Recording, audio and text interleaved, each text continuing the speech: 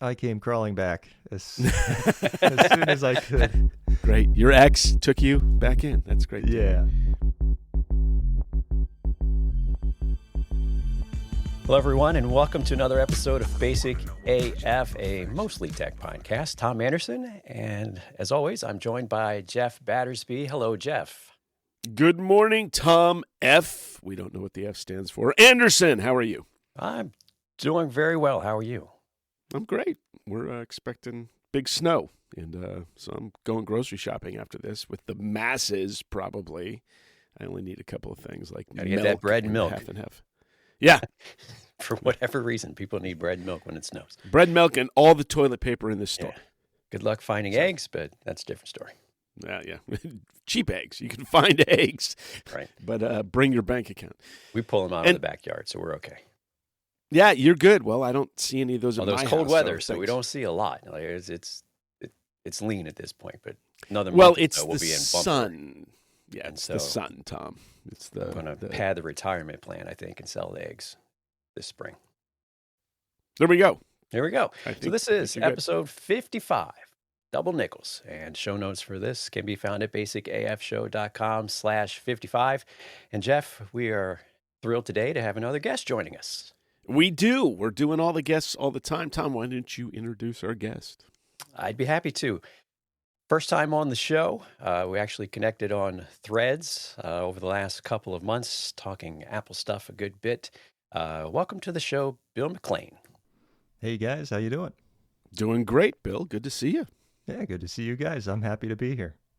Yeah, we're thrilled to have you here and looking forward to talking about apps and things like that today. But before we get too far down the path, Bill, you want to introduce yourself to everyone, and then we'll get into it. Yeah, I'm Bill McLean. I'm a guy who thinks that a full-time job wasn't enough work for me, so I added YouTube and tech enthusiast to the list as well. Do a little bit of podcasting myself, but post my thoughts on apps and different tech on my YouTube channel. Awesome. And I have not actually seen your YouTube channel, so that bad on me for not checking that out. I usually do that with guests. Why don't you tell us a little bit about what happens there? I do an App of the Month series. That was something I kicked off last year. I started to look for ways that I could make videos and not have to spend a bunch of money on the latest Apple devices, which is kind of my device of choice. So I've reviewed iPads, iPhones, Macs, monitors, headphones, cameras, a little bit of everything. So there's some hardware reviews, there's some productivity and different app reviews, things like Apple Notes, different calendar applications. Had one come out today, and we'll talk about this a little bit. Fantastical and Apple Calendar going head to head. Very cool. Very cool. That sounds good. And you produce a new YouTube video how often? Once a week on the main channel. Okay. That's Wow. good. That's a lot of work. It is. We'll see if I can keep that up throughout 2025, but for now it's good. So when you were doing App of the Month, were you only doing once a month podcasts, or were you doing something in between those? No, I added that into the mix as filler is kind of the wrong word, but it was more something that I knew I could be stable with and at least make one or two videos about the same app every month. And I sat down one day with Apple Notes in front of me and just came up with a list of 50 or so apps. And I was like, great, there's a content plan for the next 2 years. Man, that sounds familiar. Yeah. Yeah, definitely. All right, cool. Well, we're happy to have you aboard. And we'll look forward to talking. We as we do have notes on the show, and we've all kind of gone down similar paths. So I'm looking forward to talking about the Fantastical and Calendar bit because I have made the change. Anyway, we want to talk about that. One of the things we want to lead off with, though, I think, is a news item, which is a pretty good news item. Apple has, in the last week, made a pretty big change to the way that you manage App Store purchases. In the past, if you had an Apple ID that was something like, cutie cat at mac.com or whatever it was that you were doing in the old days, and now you've matured, got yourself a Gmail account or some other personal account that you use for your Apple ID purchases. The problem was your content purchased on the older account name could not in any way be merged with the purchases that you bought on your big boy or big girl adult account name that you had. Not adult in the OnlyFans sense, but adult in the you've matured beyond cutie cat. And it's kind of been a pain in the neck for quite some time. You kind of had to have a little workaround to make things work. As of this past week, Apple has made it possible for you to migrate Apple account purchases between different accounts. And in fact, I opened up the App Store on the Mac that I record this podcast on. I opened that up today. And when I opened it up, it asked me whether or not the account that I use on this Mac is, in fact, the one that I want to use for all my Apple purchases.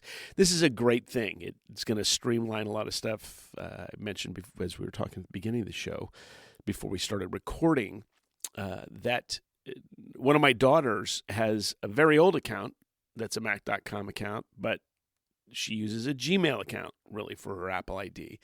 And so, she would look for, say, things that she'd purchased, like a movie or an app, and would find that she did not have access to that app because it was on the other account. So she had to log out, log back in, and then download that app using that other account. So this is a really great thing. As far as I'm concerned, it's going to make it easy for a lot of people that have those situations, and in some cases, maybe even email addresses that no longer work. Maybe you had an older email address that you're hanging on to because you have to for Apple purchases, and that's no longer required. So anyway, a really nice thing. We'll have a link to how to do this, how to migrate your purchases in the show notes. But this is one of those things where everybody says finally Apple does something, but this is truly one of those. You can italicize and underline it. Finally, Apple has made it possible for you to link or migrate information from an older Apple ID that you were using that still has purchases on it to a new one. Yep, that is welcome news. People have been looking to do that for a long time because it can be an inconvenience. I had two accounts, but years ago I kind of determined, okay, going forward, this is going to be the one that I use.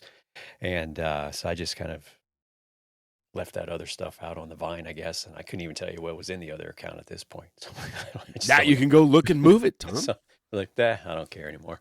It's been probably 8 years. So, haven't missed it, don't need it. It's like the pile of papers behind my desk. I probably should just toss them in recycling. Yeah, so good news for that. Like Jeff said, we'll have a link in the show notes, or you can Google it, whatever. It was all over the Apple News sites this week because it is a significant development and a positive one, I believe. Cool. Indeed. And Bill, it doesn't seem like that's a thing that you've run into. Luckily, maybe this is a good example my brother set for me, but when he picked his Gmail, he made it his name. And so smart. I don't remember when I set this Gmail up, but probably when I was 14. I also picked a variation of my name, so I didn't have to worry about a silly Gmail account name, and I've used that ever since, including for my Apple account. Awesome. Good stuff. All right, so one of the things we wanted to talk about with Bill today, he alluded to it there a few minutes ago. He's done a couple of videos now on YouTube around calendar apps. And so we wanted to look at Apple Calendar and Fantastical are the two in particular that we're going to look at today. We've got maybe one or two other things we'll talk about a little bit, but as we know, Apple has had a calendar app forever. Fantastical's been around a long time. Apple, through the years, updates their apps. I mean, Notes is a great example, and we're going to talk about Notes apps a little bit too. But they have really added a lot to the Notes app. Calendar app has kind of been, a calendar app for a long time, but recently they have added some new features, like you can see your reminders in the calendar and things like that. And so we wanted to talk about that. And I think the question really at hand is it worth paying for a calendar app in 2025? I certainly think so. But I've said this before as well. Fantastical comes with a $57 US per year price tag. And if you get in there and you use it and you use all of the features, I think for me, I can justify it. But then you step back and you can also say the flip side of that is I just paid $60 for a calendar app. And there's one of those built in on my phone. Yeah, that's an interesting thing. So I was, for quite some time, a Fantastical user. And I want to say it's been about a year ago, the benefit of Fantastical, which the nice thing about it is you get an app for that $60 a month that goes across multiple devices. So you're not just purchasing a calendar app for your Mac or for your iPad or for something like that. It offers a number of really useful features, some scheduling features, group scheduling features, and things of that nature that are kind of missing from Apple's calendar app. But overall, that cost benefit for me kind of fell off the table, and I went back to all Apple apps for all of that stuff.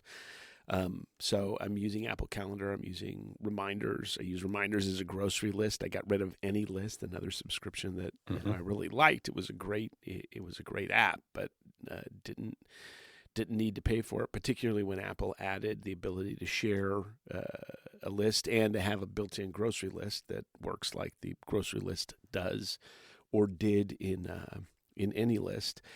And really, Notes, I was on with Tom and still am for this show on craft for quite some time. And Tom's a craft lover, but I think it fits more of what he's doing on the day-to-day. For me, the Notes app kills it. I can share. I can, place where I bartended, I was sharing cocktail recipes with other people there, so we all had access to the same thing. I'd find something new and throw it in that. There's a number of reasons to use that app, especially since it doesn't cost anything and it's already on your phone if you have an iPhone. So, Bill, you're saying that you're $60 a year. It's worth it. What makes Fantastical worth it for you? The widget is the first thing for me. And this is actually, like you, I switched back to all Apple apps for a short period. I had an issue in January where I picked up my phone, I think it was January 21st, and the Fantastical widget said January 14th. And nothing I did. I re-added the widget. I deleted it from the stack. I had to restart the phone, but it took me a week to even realize the date was wrong in the first place. But that was frustrating, and that was enough for me to say, is this $57 worth it if the thing isn't going to work right? And so I did go back to Apple Calendar for a short period of time. The interface to Fantastical for me works just a little bit better, and it's one of those small, maybe 1% improvements on how you navigate the app and how you get through your tasks and your events list day to day. And calendar sets is probably the other big thing that I enjoy more in Fantastical than anywhere else. Explain a calendar set. Yeah, a calendar set is if you have multiple calendars, if you have something shared with, we'll use, my wife, for example, she's got her own Gmail calendar. She'll share that with me. She shares her work schedule with me. I subscribe to the Formula One race event calendar and a few other things. So if you don't want to see all of that on the calendar at the same time, you can create a calendar set to show just, your events and your wife's events, let's say. And so it cleans up the calendar view in a way that lets me do weekly planning or even long-term planning. Like for YouTube, I want to see only my events that I have on my creative calendar at a time. So it's a way to declutter the calendar without having to go in and untick the box next to each calendar that you don't want to show, which is what you have to do on Apple Calendar. Great. Yeah, that was a nice feature. I like that. Go ahead, Tom. Yeah, and I was going to say that I think one of the really nice power user features around the calendar sets is you can set those to trigger based on time or location. So if you're moving around, like drive into work, when I get to work, it flips over to my work calendar. When I'm at home, I'm only looking at my home calendar. Or you can do it based on time or things like that. So yeah, that's the big thing for me. And a lot of this just depends on how much you're in a calendar app. Like, some people have very limited needs for a calendar app. Maybe they're throwing doctor's appointments or their kids' soccer games or whatever the case it is. And it's probably overkill for that. So it's definitely a power user tool, I think, where you're juggling multiple calendars and you like to split those out easily. And with some of the openings things you mentioned there, Jeff, with instead of going back and forth through email and saying, well, what time's good for you, Bill and Jeff, like we did for this podcast, you could set up openings, which is basically kind of like a Calendly feature, where you can say, I just go to my thing. I'm available these days. Pick whatever time you want to meet. Which, funny enough, I don't use that. It's there for people that do want to use it. So do you do Apple Watch, Bill? Do you have that? Yep, Apple Watch Ultra 2. Nice. Ooh, do you look at use fancy. do you do much calendar stuff on your watch? I find I don't. I don't. I have the Fantastical complication on the watch home screen, though. Okay. I like Yeah, it. Looks a little bit better than the Apple Calendar one, but it just gives you the month and the day in Right. numeral, and it looks nice. But I don't ever click in and use that for anything. Yeah, that's basically all I use it for, is just see what the day and the date is. And I just use the calendar, the one from Apple, because that's all I use it for. But so there's Fantastical, there's Apple Calendar. There's one that I was looking at a few weeks ago. I saw, I think it was Mike Schmitz, does the Focus podcast and a couple other things. Was talking about Morgen, Morgen, which is a third-party calendar app that you can bring your iCloud and Google accounts into, but it also integrates with a lot of, or I'll say several of the online kind of productivity tools. So Todoist and things like that, and will bring your tasks in, which of course we mentioned Fantastical will show your task. Apple Calendar will show your reminders list as well. And I was looking at this one. It looks interesting, but it's even more expensive than Fantastical. I think it's $9 or $15 a month, depending on which feature set that you want to get. It doesn't integrate with the task tool that I use, which is what's a combination of things, really. I use Things, and then I use reminders for shared stuff, or the grocery list, like Jeff talked about there. It seems to be centered a good bit around time blocking, and what they call frames, which are basically just areas of a certain type of work. So it would be Bill's creative work or a YouTube session or something like that. And it has some AI stuff in it where it can plan the day. That kind of thing I'm not too interested in. I don't really need AI to plan my day. But another one of these apps that I looked at, and I actually got a subscription for a year, is one called Structured. And it's kind of a planning app. And so it's along the lines with time blocking and those sorts of things. And it will integrate with your calendar and reminders too. It had a really nice AI implementation that it rolled out last year and it might do, let AI plan your day, but I didn't really test it in that way. What I used it to do was I would click the AI button and then tell it, need to go to the grocery store at 7:30 tonight. I've got doctor appointment from 3 to 4, and I need to work on a presentation from 4 to 6.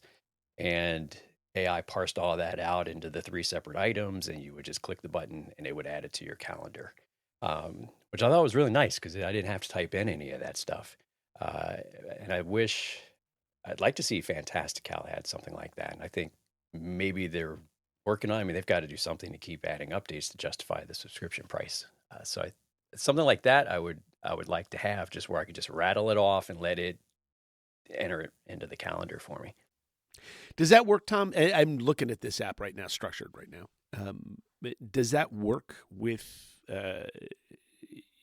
Can you use, as best you can, Siri to kind of set that out? Like right now for the grocery list, I it works 90% of the time.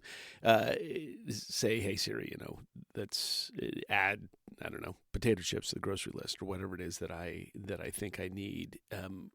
Can you rattle off a group of things to Structured and have it create those items for you? Yep. Okay. Yeah, which was nice. Like in that screenshot's a little small, but each of those you can see there, which was, I think it was grocery store, meeting at work, and workout. The text you see at the top of that screenshot, I just used the microphone, just spoke it, and it dictated it perfectly, and then it parsed it out perfectly as well, which was nice. Yeah, it's pretty slick. And how much is that a year? How much is Structured? It wasn't much. I want to say it was $15, $20, something like that. And it wasn't a lot. Yeah. Wow. Yeah, that's probably not totally accurate, but it was close to that. It wasn't a whole lot of money. Interesting. All right, I might have to. All web based, or it has an app? It's apps. Yeah. Okay.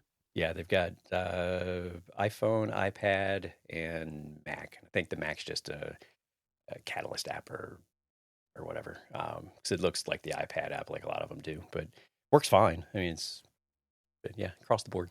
Very cool. Yeah, I might have to give this a look. Not that, it's kind of interesting. And Bill, I don't know anything about you personally or how you go about this. Tom, I know you're a super detail man. I have always been a very keep the list in my head kind of guy.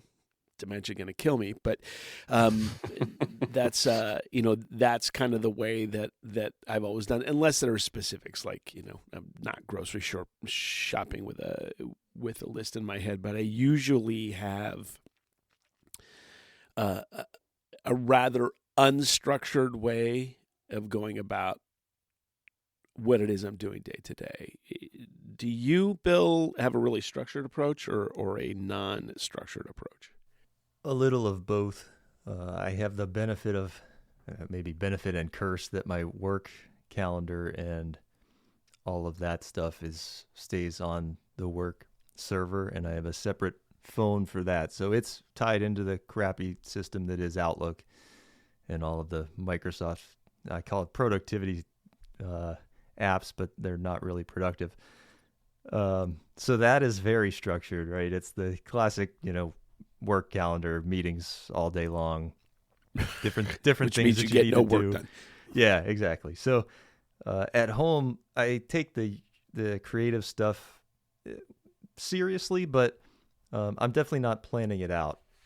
I record on Saturdays like we're doing here, and I try to also post videos on Saturdays as well. So if I'm recording something ahead of time, that gives me a week to go work on whatever B-roll or extra voiceover editing and the posts that I need to make to get that done for the next week. And sometimes I'll try to work ahead. So I do brainstorm out ideas and I put them on the month view at the beginning of the month. So I have a rough idea of what I'm going to be posting on which day, and that way I can back out when I need to record them. And Tom, you have pretty strict schedule, right down to when you're going to work out. It's loosely on there just as a reminder to build the habit more than anything, so I see it. And I know some people go really hardcore with time blocking their entire day, and I can't do that. It's too much. And so I typically will set up a weekly plan that's got 4 or 5 bullet items in it of things that I need to do. And that's just for work. Like I don't really do that at home. Um, if I'm working on something a little larger, like if I'm trying to change some things that I'm doing for how we do the podcast, right? Like if I'm working on scheduling or just an outline or checklist or whatever the case may be, I'll maybe do that. But and then each day I've just got a daily note where I've got a couple of things that I need to do. And at work it's difficult. I mean, I've got a team that I work with. It's 16 people and it's 3 different kind of functional areas that I oversee. So it I've got to take a lot of notes there just because there's so many moving pieces. And I've got lots to keep track of and things that I'm supposed to do for people, and I don't want to miss that, and then it screws them up. But it's a mix. Really, like there's some days I don't take any notes and I don't work off of the to-do list at all. Really, it's just kind of a day that's let's see what happens today. But then there are some days where things may be more deadline oriented, and then I structure it out. Then Got it. So, Bill, let me ask you a question. It sounds like you skipped away from Fantastical after the date debacle, and but I have an indication that you've gone back to Fantastical for your day-to-day calendar work. I came crawling back as soon as I could. Yeah. Great. Your ex took you back in. That's great to hear. So I like the widget. I have the calendar widget on my iOS home screen and my iPad home screen. And there's no other way to say how bad the Apple calendar stock widgets are other than that they are really bad. And I can't believe that any of the engineers or people that work at Apple that are using these on a day-to-day basis can actually use them to get things done. I even like the Outlook widget I have on my work phone better than the stock Apple Calendar widget, which is not very high praise. What is it about that? What is it about the widgets that you hate on Apple's side? Clearly. On the iPad, I use the big one. I was trying to look at it to see how many icon spaces it even takes up. It's 3 by 2, I guess. The Apple Calendar just doesn't show enough information. It kind of gives you a few things. A lot of the tasks that I'm doing, I don't schedule, I don't time block, so they're all-day events, and it will just show that at the top. And because there's so many, like today, it says 6 all-day events, and I see the podcast recording in there. But on Fantastical, you can have a plethora of different options. They give you, I don't know how many, 15 or 20 different iPad widgets that you can choose from. I use the one that has the month view that is a heat map on the left-hand side, and then on the right-hand side, it has about the next week's worth of events. So information density. Yeah, and you can also tie, we talked about calendar sets earlier, you can tie the widget to a specific calendar set, or you can have it follow whichever calendar set is active in the app. So I like that to be able to declutter things and figure out, what's the most important thing that I need to be looking at on the calendar instead of just 15 maybe events that I don't really care that much about. Yeah, it is surprising. I'm looking at the widgets for the Apple's calendar right now, and I do have one of these on my iPad. Now, this computer I don't really use for any scheduling stuff, so I don't have it on here, but I did throw that up. And you're right, it's throw that up. That might have been a little bit of a that might have been a Freudian slip. There are I can see where your complaints lie in this. It's not quite as slick as I recall. And again, I haven't used Fantastical in at least a year. But it's definitely not as clear as or as detailed, it seems, as the Fantastical app is. So yeah, I can feel your pain. The interface was the other thing. Once you get into the app itself, Fantastical has this thing called the day ticker view that gives the whole week up top in the app, and then you can scroll endlessly through the days and the events down below. You can expand that to the month view as well.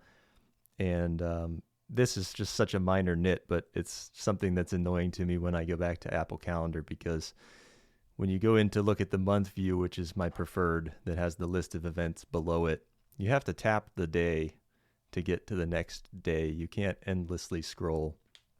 And I'm constantly looking throughout the week, what's not only what's my appointments today, but what am I doing tomorrow, the next day. Yeah. When does your subscription renew again? I think October or August. Okay. So by then I'll have flipped my mind again and be asking the question, is it worth it? And try Apple Calendar once again. Yeah, I just did that this week.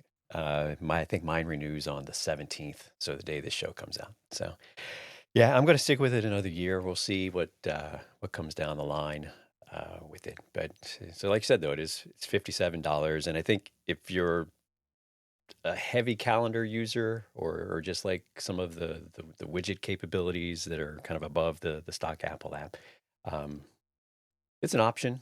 But if you're not, if you're like, I don't care, I just need to see what's on the calendar, then obviously you don't want to pay any extra. But I've done it for, gosh, I don't know, several years now, too. But notes. So we shift gears a little bit here. So Jeff said he's notes user. Bill is a notes user. Big Apple Notes user at this point. I've jumped around a little bit. I have experimented with Obsidian in the past, would be probably the other one I've spent the most time in. And like you said, Apple Notes has gotten a lot of really good updates in recent memory, probably over the last 2 years. Things like the ability to link notes together, obviously the functionality with the Apple Pencil, and the way Notes handles basically all information that you can throw into it because of its rich text formatting. You can put a website in there and it kind of gives you a little picture of it. You can throw a PDF in there and annotate with the Apple Pencil if you need. They've added the audio recording, and transcription was big in iOS 18. Great feature. I can see that being super useful for students. If I was in, we did record lectures in college and had no way to transcribe them, so that we had to go through the pain of listening to them back and taking notes on the important bits on a 45-minute lecture. So I can see that being a really useful feature. Yeah, and that's actually a thing I think that you can, in that transcription bit, when you get the transcription, you can throw those notes into, that's one benefit I can see for Claude or ChatGPT, is throwing those in there and, having those AIs pull out kind of the basic good ideas, and maybe some action items if that's necessary. It's one of the few benefits personally I see of things like AI. But my feeling on Notes is that Apple continues to really upgrade the capabilities of this tool in kind of a low-key way. I use it every day for everything from writing ideas to stuff that I come across for things related to a couple of writing projects that I'm currently working on. Month of February, I write a poem a day. It's kind of been my thing for about 6 years. And I use that to write those poems, which is one of the few use cases, where I'm actually just writing directly into an app like that. So I find it particularly useful. It's become better and better. I was a Craft user, which we're using, as show notes. Tom uses Craft extensively, and puts it to good use. It's really a good tool for him. But I find pretty much everything I need in the basics that I have in Notes. I'm kind of with you on it. It's my brain. I just think it's really ugly. Okay, fair.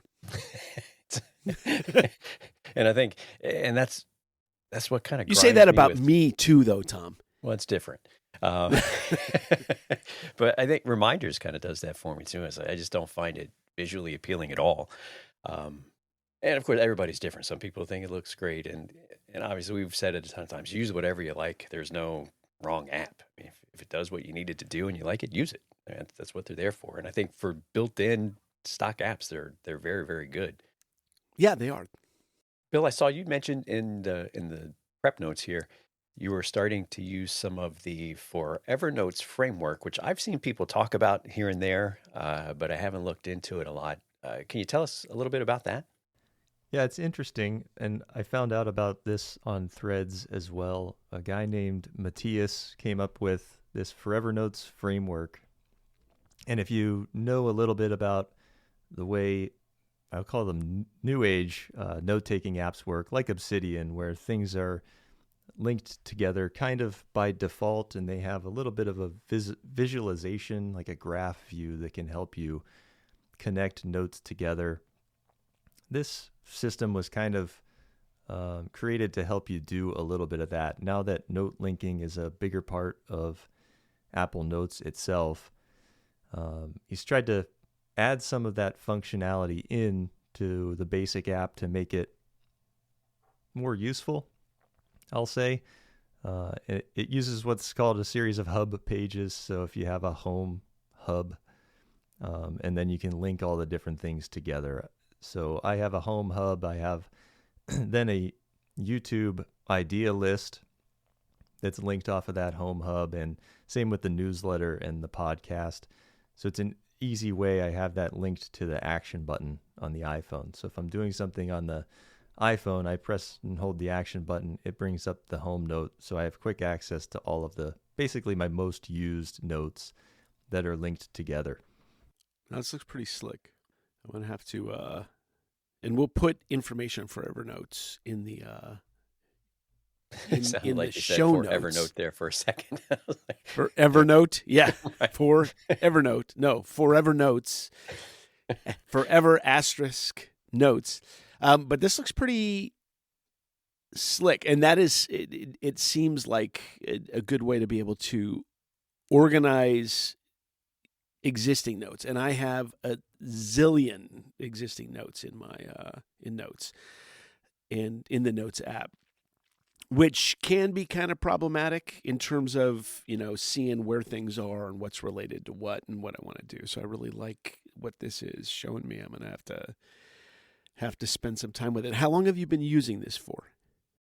I haven't gone all in on the system yet because I do still like folders. So the way he defaults this to be is everything sits in just the default notes folder and uses tags to create smart folders to get things together. So I've kind of dabbled in using that, but this has probably been 3 or 4 months now. The other cool thing is it's almost replaced Day One for me. If you use a journal app, Day One is probably the leading journal app out there, I'd say. Matthias has created an Apple shortcut that creates a note for every day for you. So you get, 366 if you count leap year notes, and then it creates a monthly note and quarterly notes, and you can link all those together. So he's also kind of gives you this journaling system that has an Apple shortcut that will automatically pull up today's note as well. So kind of a well thought out idea, in my opinion, and I have started implementing that as well. The only thing I love Day One for better is it gives you the on this day notification of what you wrote this day last year. But if you structure this journal from Forever Notes, you get the same effect. You just have to go to today's note, and it would have last year's information in there as well. Yep. It doesn't look like this precludes you from using folders, though. It does not. You just tag something within a folder. Yeah. So you've got both of those as options. Just as an aside, so you use Day One. Have you used Apple's journaling app at all? No. Fair. Nah, dog. Yeah, right. I felt that slap come through the screen. Yeah, it's a little, well, so here's the classic Apple problem, right? You release a first party app and it's on iPhone only. Yeah. It seems to be a That's the trend. problem. And Yes. I love using the iPad and obviously have a Mac. So that's my other gripe with subscription services and apps. If you're charging me a subscription and you're in the iOS ecosystem, you need to have an app on every device, or Yes, it's not I worth agree the with that. price. Yep, 100%. All right, and just to reiterate, Forever Notes is a framework that rides on top of the Apple Notes app. So it's not a separate app that you need to get. So if you've got Notes in Apple Notes and you want to retrofit this, you can. If you want to just kind of start fresh with Notes going forward, you can do that too. But it's not a separate thing that you have to buy or anything like that. Yep. For now, Yeah. it appears to be free, and he's got a message board on his website, a forum, back to the old school forum style, with some helpful information in it from other users and other people who are using the framework. Yeah, Yeah, this looks really great. I feel like we could do 3 to 6 episodes just on Notes app these days. It's kind of like a golden age of Notes apps because Apple Notes is really good. Bill mentioned Obsidian, which a lot of people like. I haven't used that one a whole lot. There's NotePlan, there's Notion, there's Craft. I mean, there's so many, and a lot of very, very good ones. And I feel like that could be a whole separate thing. But last thing we have in our notes for today, AI apps. Wouldn't be a show without talking about that these days. So Jeff uses a little bit here and there. I use ChatGPT a good bit, but Bill, what about you? What AI tools do you have a primary and then kind of some backups that you use for others, or you kind of spread across multiple tools evenly, or how do you approach that? I am a little bit spread. Right now, I would say the main one that I go to first is Claude. And it's I'm hard with to you. it's hard to pinpoint exactly why, but when I chat with ChatGPT, it feels like I'm talking to a bot. The Fair, responses fair. are often cold, direct, deliberate. You asked it a question, it gives you an answer. And Claude, for whatever reason, feels more like a friend that you can bounce ideas off of. And it's weird already calling a model, human-like when they're clearly, it's not reasoning, it's not taking over the world, that sort of thing. But it tends to give you a response and then asks you a follow-up question. And for what I use it for, which often is brainstorming things for YouTube and the different writing that I do. So I come up with an idea or I make a video and it's, okay, let's brainstorm 5 or 10 different titles for this video. I have one that I like, but let's see what you can come up with, sort of thing. And you can go back and forth. No, that one's a little bit too professional. Be a little bit more concise. And because it's asking you the follow-on question of, here's 5 answers. Do any of these fit what you're looking for? It just enables you to then send the next message back to it, which I assume is their whole point. They want to keep you on the platform using the model. Right. Now you're going through, I think I saw you mention on Threads, you're doing the Ship 30 for 30 writing course. I did You did that too, right? Yep. And so they have inside of that the endless idea generator, and they give you a nice AI prompt for that.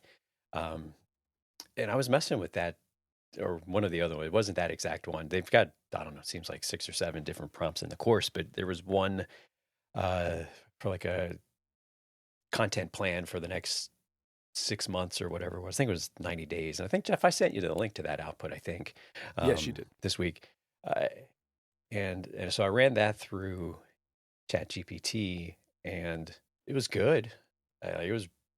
It was very thorough, tables and all that stuff. Some of it was a bit outlandish. It was like, oh, pick up 1,500 new newsletter subscribers in the next 90 days. I was like, yeah, right. That'd be great, but I don't think that's going to happen. But you mentioned there you use it for some of those things. What other ways do you utilize AI in your workflows? You can do this with ChatGPT Plus as well. You have to have Claude Pro, but projects is the biggest thing. And actually with Ship 30, so I have a project called Storytelling and Writing. And I dumped all of my notes that I took throughout Ship 30 in the course into that project in a markdown file, and notes from a book I read called Storyworthy. It was kind of my Readwise highlights. I dumped all those into a Claude and a ChatGPT project as well. So it has that context of, as I'm typing in a prompt or a question, it's going through those documents as reference to say, okay, here's options for how to structure it. These are storytelling strategies that are successful to use. Mm-hmm. And I think it's amazing for, my brain isn't all that creative. You could lock me in a room and tell me to come up with 100 different ideas for videos, and I'd probably get through 20, and then I'd sit there and die of starvation. My brother Bill. Yeah. Start watching YouTube. Yeah, and I've done that too with the projects, and that's nice because, with that, once you have that project set up and that information there, as you mentioned, you can then say, does this headline really fit, the clear, not clever framework? And is my writing structured in that 131 or 151 or the different structures they talk about in the course? And it's a good way to reinforce what you've learned in the course over time to keep helping develop those habits as you go. Yeah, I think it's a delicate balance, right? Between, there's obviously people out there that are using AI to generate everything that they do. So I do think the human element is still very important in it. Oftentimes it is me coming up with the idea. I'm rarely asking AI to, come up with an idea for a video. It's Right. I have the list of things that I want to get done, and I try to figure out how to best streamline it or do things that I don't have the time to learn how to do, like SEO optimization. Mm-hmm. Here's a video description. Here's the transcript of the video that I just recorded. I export the audio out. Make this video description have some SEO keywords in it so it performs a little bit better on YouTube for me. Yeah, and something I like to do is I'll write it, and then I'll drop it in there and say, I'm writing this for this audience who does this so that the outcome is this. Here's what I've written. Have I missed any perspectives, or is there anything I've overlooked? And it will come back with, well, maybe consider this or this. And sometimes I would have never thought of that. And so that's helpful too. It's kind of like a little assistant there to go out and do that research. Yep. I used to write out all of my videos too, full scripts start to finish. And as I started podcasting, I tried to get away from that and just write bullet points. So there was a time where I was dumping the full script in and just saying something like, please create 15 bullet points for me, so I can try to read that off while I'm recording the video instead of reading direct from a script. Apparently people don't like that, but there's a lot of it's hard to do and not sound robotic. Yeah. Yeah. So I'm known to be robotic and unemotional as I record videos. So. Well, you've seen the show artwork, so you know what we are. So. Yeah, we're down with robots for sure. I'm just here being me. So yeah. I wanted to throw in something. So I do have Apple Intelligence on, and on my Mac, and actually my iPad and my iPhone. I am currently stage managing a musical. And after every rehearsal, we send out rehearsal reports, so everybody on the production staff has an idea what's going on and whether or not they need to get special shoes for a character or other things like that. And we had something where the director wanted a very specific look for a group of characters. In this, we're doing Big Fish, the musical. If you're familiar with Big Fish, the movie. John August movie, really good, and this is the musical version of that. And there are witches in this, if you know the story at all. And they're based upon what was going on choreography wise for the witches. They were all supposed to be wearing cloaks, and the director had an idea about what he wanted to do to make sure that the leg movements in the choreography got seen.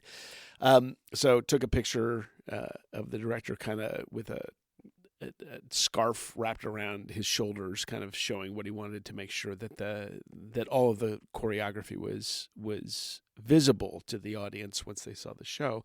Took that picture, and in the show, in the rehearsal report, I think my assistant stage manager had typed in that there's a picture coming along with this, and I forgot to attach the picture when I was emailing it out, and Apple Intelligence said, "Hey, you said you were going to attach a picture. Do you want to do that?"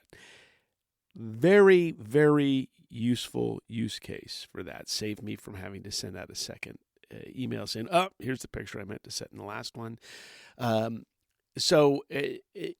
Man, that's one of the first times where just having had that turned on, that feature turned on, there was a benefit to it. It's looking at my email. Yes, I understand that. I'm okay. But it's saying, hey, you need to do this before you send this out because you said you were going to do this in some place in the body of the email. So really, really nice feature.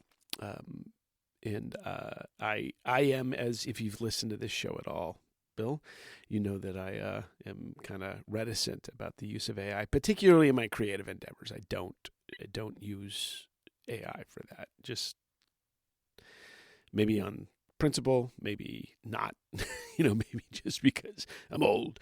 But I do see for things like that what a benefit that is, because it's pulling in, it's reminding me to do something that I said I was going to do in the body of an email, but I didn't do. So kind of like that. Yeah. That's handy. Go ahead, Tommy. No, I think we have one other thing we want to say, and then we quit. You quit? Okay. Bye. Oh, no, that's what See, I say. The rest of the show's me. I'm taking care of everything else. Great. Thank you, Jeff. Apple released kind of an interesting app this past week as well called Invites, free app for creating invitations. Kind of cool in terms of what you could use it for. I did create a simple invite and sent it to both Bill and to Tom for actually, maybe I didn't send it to you, Bill. I just sent it to Tom. But it's kind of slick because it allows you to curate music lists, photographs from a particular event, send that out to everybody and have it. It's one of those nice little one-off kind of things that Apple does from time to time. There's no cost involved. You don't have to deal with advertising as you often do with so many invites, so many invite applications. You're dealing with a lot of that garbage. There will be a link to the invite, and maybe we'll just we can't do a screenshot to that invite that we created, just so you can see what it looks like. But it's I think a nice feature. The Invites app makes you feel old, though, Bill. So tell us about that. Well, in college, it was like, did the party even happen if it didn't have a Facebook event invite? And that was the thing. But then, you get to wherever you're going, and the next fight was, okay, whose iPod are we going to plug in? Who's going to control the speakers for the music? So I can actually see this invite app being a hit, and especially for college, but maybe also for kids' birthdays and things like that. It just dates me a little bit because Facebook events was the thing back when I was in college. And this Invites app, I feel like I'm in a little bit of a no man's land because I'm not going to parties or events like that anymore, and not yet old enough for kids' birthdays or other things to really be going into it. So I'm not sure that I'll be using it, but I think it's you're right. It's a neat little bonus app for sure. And Tom, You don't have any opinions. What's that? Sorry, You don't your have any audio dropped opinions? out again. Yeah. Which, not you, but yeah. Yeah, you nodded, I think is what it is. Yeah. So, What is your, you have no small opinion about this. I just don't see why they made it. You don't have to be judicious, pal. You can just speak your mind. No one was, that I'm aware of, was like, man, Apple really needs an invites thing. That'd be great. And I think, Bill, in one of your videos for the Fantastical and Calendar, those two shows you did, you mentioned, because there was a rumor that, oh, yeah, there's going to be this invites thing, and it'll probably be like a scheduling, openings thing that'll be part of Calendar or something, but it's not really. It's just this separate little app. And I'm sure one or two people worked on it, and it didn't suck up a whole lot of resources. But, God, there's so much that needs work. It's maybe they're interns and they're not qualified to work on the other stuff. I have no idea, right? So I'm sure the people that made it took pride in it, and I think it shows. It's a nice app. There's nothing wrong with the app. No, it's a great app. And I don't want to demean the app or the work somebody put into it, but it just seems like there's lots of stuff. I mean, just yesterday, Mark Gurman reported Apple's long-promised AI overhaul for Siri runs into bugs and possible delays. And that's for the new contextual awareness and all that kind of stuff that they are kind of betting big on for Siri, which, we've talked a little bit about that. I don't think they're going to get this right. Their track record doesn't give me confidence that they will. I'll put it that way. There's a lot of things that Apple does well. Siri has not ever been one of those, except for when it first came out. I don't know if you go back on YouTube and you look up some of the old videos, like when Scott Forstall was introducing some of the features at the different WWDC events, man, it looked really great back then. Like when he would show me the score of the Lakers game. Man, it pulled up these beautiful cards with all the stats on it and everything. And it just, I don't know, Siri's trash. I think it needs a rebrand, to be honest. I think the name is so damaged at this point, but Apple Intelligence. And that's not starting off much better. So right. Bill, do you use Apple Intelligence much? No, it's the clear, last place for me in AI in general at this point, but its only saving grace is the connection to ChatGPT, I think, at this point. Right. And I'm never really compelled to ask Apple Intelligence a question if it's going to send it to ChatGPT. I'll go right to ChatGPT. Yeah, and I think the user experience is much better if you go to ChatGPT, and you talked about Claude and that experience too, because on iPad and Mac in particular, like I just don't like the way it does the interface, because if you're in Mail and you're using the writing tools to do something, if you need to click away to look up something or to answer a message, you come back, it's gone. And you have to kind of start over. And that's just, I don't know, that's got a long ways to go. Maybe in 5 years it'll get there, but right now it's not off to a great start. How many years have we had Siri, Tom? Exactly. Okay. Enough of that. All righty. So we've come to the end of another hour of wasted time. Hopefully not wasted time. Bill, we really appreciate having you on and for taking the time to come and spend with us. And I look forward to checking out your YouTube site, which I will do after this. And I really appreciate, I'm looking at more and more at Forever Notes. And this looks like something that might enhance my experience, my already good experience with Notes. I really appreciate that. So thanks for bringing your insight and taking an hour to be with us. Yeah, thanks guys for having me. And I'll be making a video on Forever Notes here shortly. So, oh, cool. Stay tuned. Maybe that'll be the first big one for me. I'll watch that and we'll move ahead. When's that coming out? I don't know yet. It's in the pipeline though. Yeah, gotcha. Sounds like I'm us. not very good I at don't this know. yet, but Yeah. What are we doing next episode? No idea. Yeah, good question. probably on the calendar. Why don't you tell us where we can find you? I am at Bill McLean on YouTube, youtube.com/@BillMcLean. Threads is probably my primary social media of choice, and my tag there is William B. McLean. Bill McLean was taken. And those are the two primaries. You can pretty much get to everything else from there. Okay, very cool. And as a reminder, we have music by Psychokinetics. That's always our favorite go-to for good music. You should be checking that out. Celsius 7 Psychokinetics. You can find that artist and all their work on your favorite music streaming apps, or maybe even in CD format at your local record store. Randall Martin Design is our designer of cool graphics, and we are still greatly appreciative of both of those people for taking care of us in the way that they do. We do appreciate that. And Bill, thanks again for coming on, and love to have you come back sometime. Be fun. Happy to do it. All right. Cool. So thank you, everybody, for being here. And until next show in a couple of weeks, have a great rest of your day, rest of your night, and a great couple of weeks there, too. We're done. See ya.